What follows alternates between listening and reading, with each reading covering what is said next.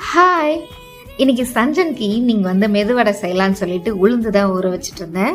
கூடவே வெள்ளை மூக்கடலையும் ஊற வச்சுட்டேன்.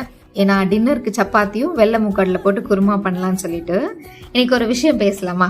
பீரியட்ஸ். இதோட வலி எங்க இருந்து வருது, எப்படி வருதுன்னெலாம் தெரியாது. ஆனால் வெளியே சொல்ல முடியாத அளவுக்கு ஒரு வலி இருக்கும்.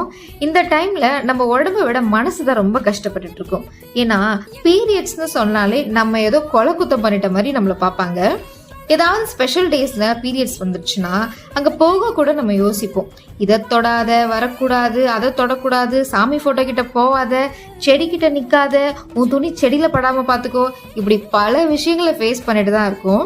இதுக்கு மேலே கொடுமை என்னன்னா, உங்கள் பார்ட்னரே உங்கள் வழியை புரிஞ்சுக்காம, இது என்ன உனக்கு மட்டும் இப்படி, நான் யாரையும் அந்த மாதிரி பார்த்ததே இல்லையே, எல்லாரும் ரொம்ப கேஷுவலாக தான் இருப்பாங்க, நீ மட்டும் தான் இப்படி பண்ணுறேன்னு கேட்கும்போது பீரியட்ஸ் பெயினை விட பல மடங்கு பெயின்ஃபுல்லாக இருக்கும் அந்த வார்த்தை.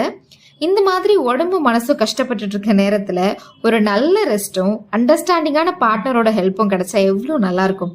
ஸோ உங்கள் ஒய்ஃபோ இல்லை உங்கள் ஃப்ரெண்டோ இந்த மாதிரி கஷ்டப்பட்டுட்டு இருக்க நேரத்தில் அவங்களுக்கு டைம் ஸ்பெண்ட் பண்ணி அவங்க சொல்கிறத காது கொடுத்து கேட்டாலே நீங்கள் பண்ணுற பெரிய ஹெல்ப்பாக இருக்கும் அவங்களுக்கு. அப்புறம் நைட்டுக்கு டின்னர் முடிச்சுட்டு தூங்கியாச்சு.